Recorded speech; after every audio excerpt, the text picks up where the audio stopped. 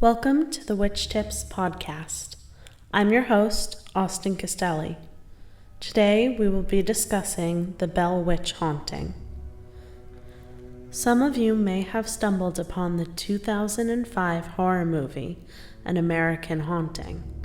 In the movie, set in the early 1800s, a suspected witch vows to ruin her neighbor, John Bell's, life after a land dispute occurs between the two. Promptly, strange occurrences begin plaguing the family, and an entity targets the Bell's youngest daughter. While the movie is entertaining, it is not an accurate depiction of the events that are documented.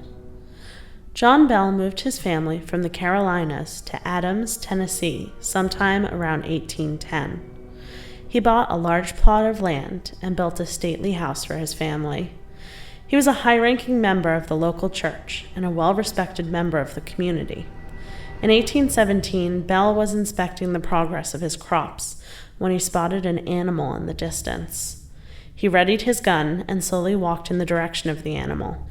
When he was close enough to study it, Bell noticed that the creature was unidentifiable. According to his account, it had the body of a large dog and the head of a rabbit. Bell shot at it multiple times, but it ran away unscathed. Bell assumed he had missed his mark. Later that night, John Bell and the others residing in the Bell home reported hearing strange noises that sounded as if a person was banging on the outside of the house, and occasionally the sound of an animal gnawing could be heard. These noises continued for an unspecified amount of time. The men of the house would constantly try to track down the source, but never found one.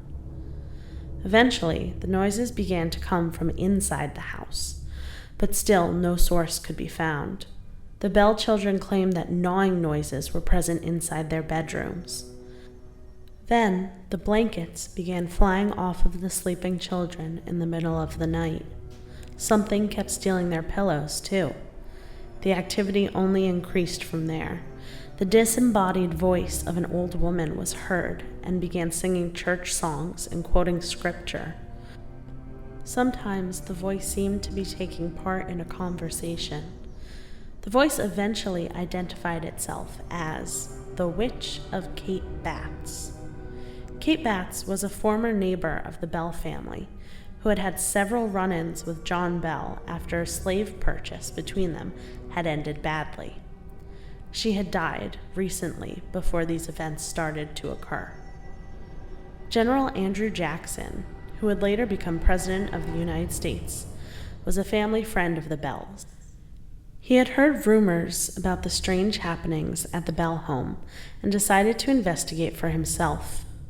Upon arrival in Adams, Jackson's horses suddenly became unable to pull the wagons, as if something was holding them back. Once he realized that nothing visible was preventing his horses from moving, Jackson proclaimed, "By the eternal, boys, that must be the Bell Witch." One of Jackson's traveling companions scoffed at the idea and was promptly beaten by an unseen force in front of the men, while a woman's voice laughed. Jackson's men pleaded with him to find another place to stay for the night. They were terrified by the violence they had encountered, and they hadn't even entered the house yet. Jackson, however, was not terrified and insisted that they stay the night on the property. Bell tried to keep the strange happenings in his home a secret. He feared that his credibility would suffer if people knew that he believed his house was haunted. But once the entity started to focus its attacks on Bell's youngest daughter, Betsy, he had no choice but to seek help. The spirit would pull Betsy's hair and slap her, leaving bruises, welts, and handprints on her. John Bell reached out to his close friend, James Johnston, who was skeptical at first, but agreed to help. Johnston and his wife decided to stay at the Bell house for a night to see if they too would experience the haunting. The Johnstons experienced the same amount of violence and disturbance that the Bells had that night. The haunting lasted years. Eventually, Betsy became engaged to a man named Joshua Gardner. The entity in the Bell house took a special dislike to Gardner and verbally taunted and assaulted him and Betsy. The so-called witch often spoke to Betsy while she was alone, warning her against marrying Gardner. this led to the end of Joshua and Betsy's engagement. While the ghost certainly chose to abuse Betsy more than the rest of the family, there was no doubt that she hated John Bell the most of them all. By 1820, John Bell was an old man and would fall ill frequently.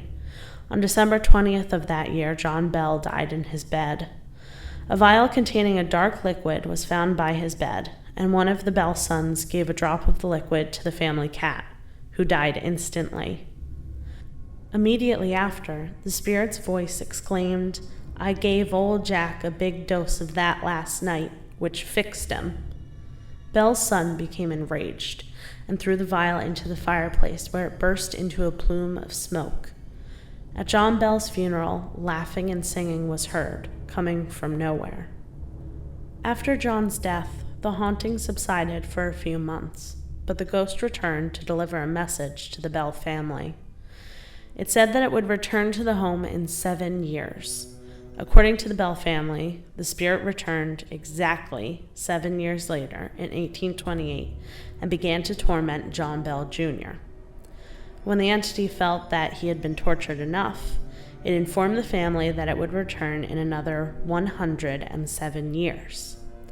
When that time came around, it was 1935, and there was only one known relative of John Bell still living, a Dr. Charles Bailey Bell. No one knows if he was visited by the spirit. The Bell property is still an active paranormal site. Though the house itself is almost non-existent, it remains a popular spot for ghost hunters and paranormal enthusiasts. Electronic equipment is known to malfunction on the property. Photographs taken there usually contain mists, orbs, or ghostly figures. Many visitors report experiencing the most activity near a cave on the property, and some believe that the cave is where the spirit resides.